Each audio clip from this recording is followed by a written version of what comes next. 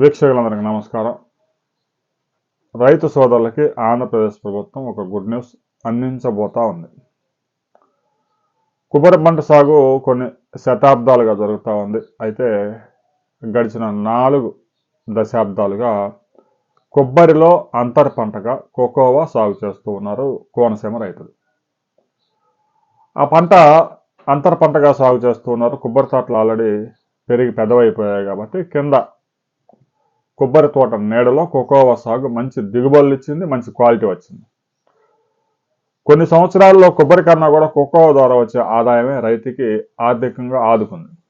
అయితే ఇటీవల కాలంలో కొబ్బరికాయ ధర అయితే మంచి ఆశాజనకంగా ఉంది, కానీ కోకోవా ధరలు దారుణంగా పతనమయ్యాయి. అంతర్జాతీయ మార్కెట్లో కేజీ 800, 900, 1100 క్వాలిటీని బట్టి నడుస్తూ ఉంటే ఉభయ గోదావరి జిల్లాల్లో రైతుల దగ్గర నుంచి కేవలం 300, 350 రూపాయలు, 400కు మాత్రమే కొనుగోలు చేస్తూ ఉన్నారు. దీనికి ప్రధాన కారణం భారతదేశంలో ఒక 2 ప్రధాన కంపెనీలు మాత్రమే ఈ గింజలను కొనుగోలు చేస్తూ ఉన్నాయి. దీంతో వారు సిండికేట్గా మారి రైతుల దగ్గర నుంచి తక్కువ ధరకే కొట్టేసే ప్రయత్నాలు చేస్తూ ఉన్నారు. ఈ విషయాన్ని రైతు సంఘాల నాయకులు ప్రభుత్వం దృష్టికి తీసుకెళ్లారు. ప్రభుత్వం కనీస ధరను నిర్ణయించడానికి ఒక నిపుణుల కమిటీని ఏర్పాటు చేయబోతా ఉంది.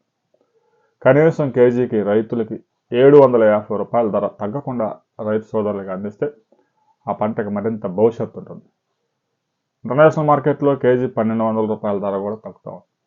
అయితే కోకోవా గింజల ప్రాసెసింగ్లో ఇప్పటికే రైతులకి చాలామందికి శిక్షణ ఇచ్చారు. ఆ ప్రాసెసింగ్ చక్కగానే జరుగుతుంది, కానీ ఇంకా కొంత నాణ్యత పెరగాల్సి ఉంది అనే సమాచారం కూడా అందుతూ ఉంది.